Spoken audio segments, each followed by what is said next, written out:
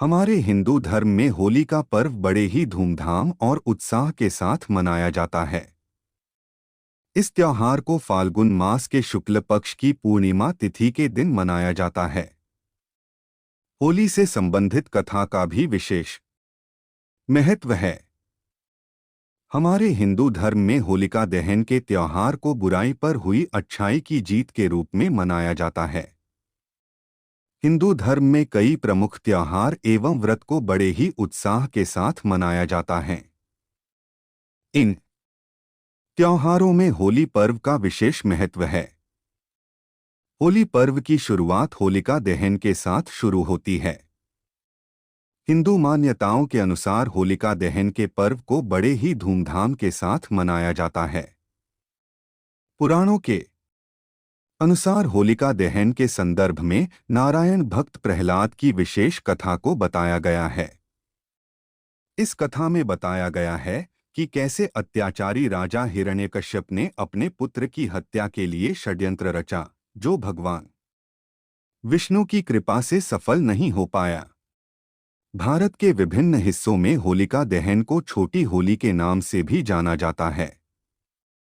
साथ ही होली पर्व के आध्यात्मिक और वैज्ञानिक कारण भी हैं। हिंदू पंचांग के अनुसार प्रत्येक वर्ष फाल्गुन मास के शुक्ल पक्ष की पूर्णिमा तिथि पर प्रदोष काल में होलिका दहन का आयोजन किया जाता है। होलिका दहन का आयोजन किसी खुली जगह पर किया जाता है। खास लकड़ियों से तैयार की गई चिता पर गोबर से बने होलिका और भक्त प्रहलाद को स्थापित किया जाता है। होलिका दहन की पूजा में रोली, माला, अक्षत, गंध, पुष्प, धूप और कच्चे सूत का धागा, नारियल एवं 5 फल इत्यादि पूजा की सामग्री के रूप में एक थाली में रखे जाते हैं। इन सभी चीजों को होलिका दहन के समय होलिका के पास रखा जाता है। फिर श्रद्धा भाव से होलिका के चारों ओर 7 से 11 बार कच्चे सूत के धागे को लपेट दिया जाता है।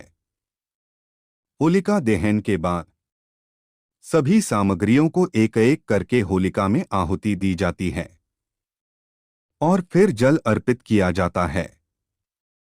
इसके पश्चात होलिका में 5 फल और चीनी से बने खिलौने इत्यादि को आहुति के रूप में समर्पित करने का विधान है।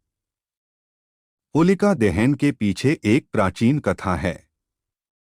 पृथ्वी पर हिरण्यकश्यप नामक एक राजा शासन करता था। हिरण्यकश्यप भगवान विष्णु का सबसे बड़ा शत्रु था। हिरण्यकश्यप को अपनी शक्ति पर बड़ा घमंड था। हिरण्यकश्यप अपने आप को ही ईश्वर कहता था।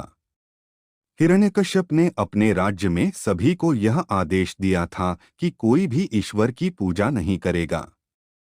उसने अपने राज्य में घोषणा कर दी कि सभी केवल उसकी पूजा करेंगे। लेकिन उसका पुत्र प्रहलाद भगवान विष्णु का परम भक्त था। पिता के लाख कहने के बावजूद प्रहलाद विष्णु की भक्ति करता रहा। जब हिरण्यकश्यप ने अपने पुत्र को भगवान की पूजा करते हुए देखा तो उसे सहा नहीं गया। असुराधिपति हिरण्यकश्यप ने अपने पुत्र को मारने की भी कई बार कोशिश की, परंतु भगवान विष्णु ने स्वयं प्रहलाद की रक्षा की।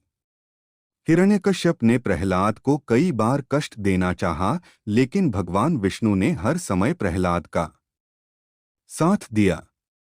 अंत में अत्याचारी राजा ने अपनी बहन होलिका से मदद मांगी। होलिका को यह वरदान था कि उसे अग्नि नहीं जला सकती है। इसलिए होलिका प्रहलाद को अपनी गोद में लेकर अग्नि में प्रवेश कर गई। भगवान विष्णु की कृपा से होलिका स्वयं उस अग्नि में जलकर भस्म हो गई और प्रहलाद बच गया। तब से होलिका दहन पर्व को बुराई पर अच्छाई की जीत के रूप में मनाया जाता है।